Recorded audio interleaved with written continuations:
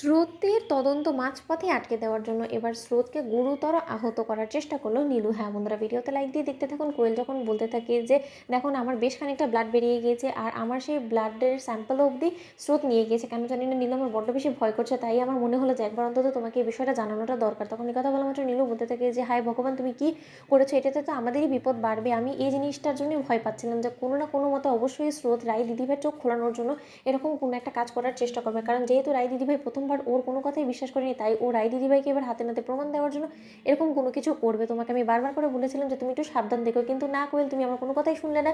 এখন তুমি নিজের বিপদটা নিজেই ডেকে এনেছো, দেখেছো তো। তখন এই কথা বলা মাত্র কোয়েল বলতে থাকে যে এখন আমরা কি করতে পারি। তখন নীলু বলতে থাকে যে একটা মাত্র উপায় অবশিষ্ট আছে, যে কোনো মূল্যে আমাদেরকে স্রোতকে আটকাতে হবে, যে ও যাতে কোনো মতেই ওদের হসপিটালের ল্যাবে সেই ব্লাড স্যাম্পলটা জমা না দিতে পারে। তখন কোয়েল বলতে থাকে যে সেটা কি করে সম্ভব বলো তো, ও তো ইতিমধ্যে হয়তো বা দেখো গিয়ে বেরিয়ে পড়েছে, তাহলে আমরা কী করে ওকে আটকাবো। তখন নীলু বলতে থাকে যে কোয়েল, তুমি নিশ্চিন্তে থাকতে পারো, কোনো মতে যাতে ও সেই ব্লাড স্যাম্পলটা ল্যাবে জমা না দিতে পারে সেদিকটা আমি দেখে নিচ্ছি, প্রয়োজনে আমি ওকে আহত করতে রাজি আছি, কিন্তু কোনো মতে আমি মাঝপথে আমার খেলাটাকে এরকম করে ধ্বংস করে দিতে দিব না স্রোতকে ওদিকে। এই কথা বলা মাত্র কোয়েল বলতে থাকে যে তুমি যেভাবে পারো না কেন ওকে ওই ব্লাড স্যাম্পলটা ল্যাবে জমা দেওয়ার হাত থেকে প্লিজ ওকে আটকাও তুমি। তখন এই কথা বলা মাত্র নীলু হঠাৎ করে স্রোতের পেছন করতে করতে যখন স্রোতের শ্বশুরমশাই হসপিটালে পৌঁছে যায়, ঠিক সেই মুহূর্তেই স্রোতের মাথায় আঘাত করে স্রোতকে অচেতন অবস্থায় ফেলে রেখে নীলু স্রোতের হাত থেকে সেই ব্লাড স্যাম্পলটা নিয়ে পালিয়ে যায়। ওদিকে নীলু ট্যাক্সিতে ওঠা মাত্রই বলতে থাকে যে I am really very sorry রে বোন, আমি তোর সাথে এরকম নোংরা কাজ করতে চাইনি, কিন্তু তা সত্ত্বেও তুই আমাকে বাধ্য করলি, কারণ আমি চাই না যে মাঝপথে আমার খেলাটা এখানেই থমকে যাক, কারণ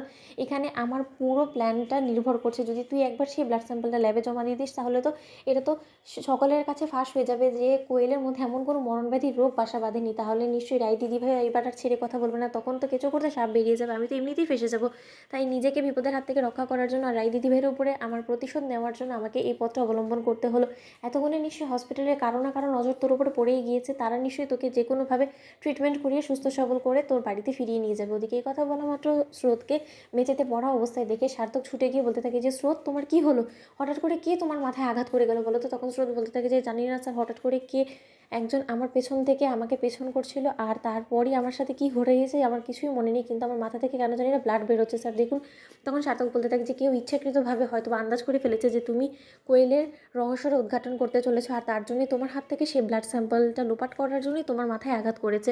ওদিকে সার্থক স্রোতের ব্যান্ডেজ করার মাত্রই স্রোতকে বাড়ি ফিরিয়ে নিয়ে সার্থকের বাবাকে বলতে থাকে যে বাবা, আমার কেন জানি না মনে হচ্ছে যে সেটা এমন কেউ করছে যে কিনা খুব ভালোভাবেই জানে যে স্রোতের প্রত্যেকটা স্টেপ ঠিক কোথায় কোথায় নিতে পারে, তার জন্যই সে স্রোতের উপরেই ফার্স্টে হামলা করেছে। এই কথা বলার মতো সার্থকের বাবা বলতে থাকে যে যতই আটকানোর চেষ্টা করুক না কেন এই খেলায় এতটাও জেতা সহজ হবে না। তো বন্ধুদের ভিডিওটা ভালো লাগলে কেমন শেয়ার করে সাবস্ক্রাইব করতে ভুলো না।